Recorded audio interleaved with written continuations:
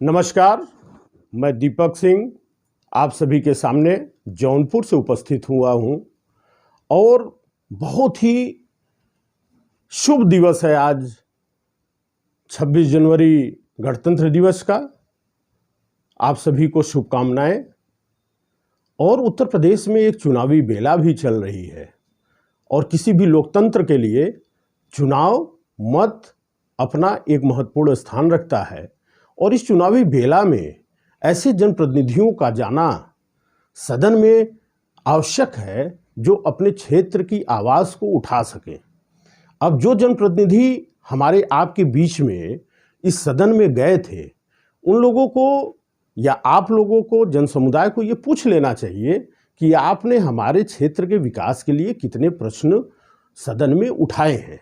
यदि आपके जनप्रतिनिधि ने सदन में प्रश्न उठाए होंगे तो निश्चित रूप से वो उन प्रश्नों का भी लेखा जोखा आपके सामने रख सकते हैं।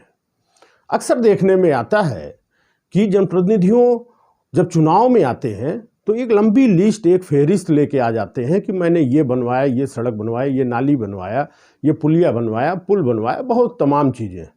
ये सरकार से और आपको जो फंडिंग होती है उसमें आपको बनवाना है, ये तो आवश्यक चीज़ है क्योंकि उस धन को आपको खर्च करना है वहाँ पे। लेकिन आपने ऐसी मूलभूत समस्याओं के लिए, समाज के लिए और अपने प्रदेश के लिए ऐसे कौन से प्रश्नों को सदन में आपने आवाज़ बुलंद किया है, उस प्रश्न को भी आपको अपने विधानसभा के लोगों के सामने रखना चाहिए। यदि आप नहीं रखते हैं तो निश्चित रूप से आप में ये कमी है और आपने अपने विधानसभा के लोगों को कहीं न कहीं से छला है।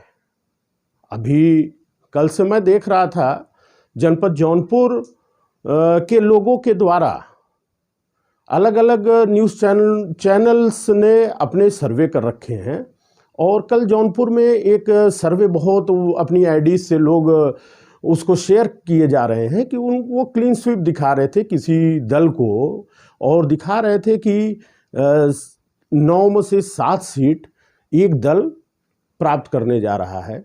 लेकिन सर्वे का उनका क्या मानक है, किन आंकड़ों के साथ, किन सिस्टम के साथ, किस स्टैटिक्स के साथ वो सर्वे किए हैं, ये तो मैं नहीं जानता।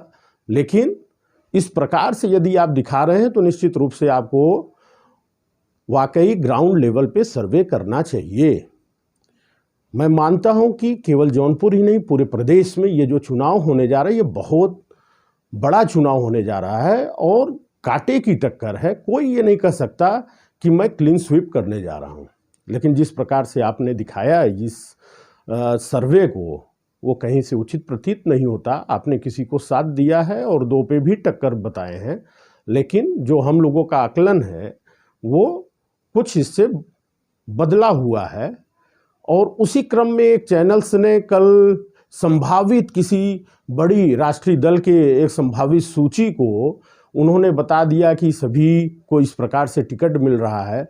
यदि संभावित सूची आप अंदर से बता सकते हैं तो फिर पार्लियामेंट्री, किसी दल के पार्लियामेंट्री बोर्ड की कोई बैठक का मायने नहीं रह जाता और उसका कोई औचित्य नहीं रह जाता।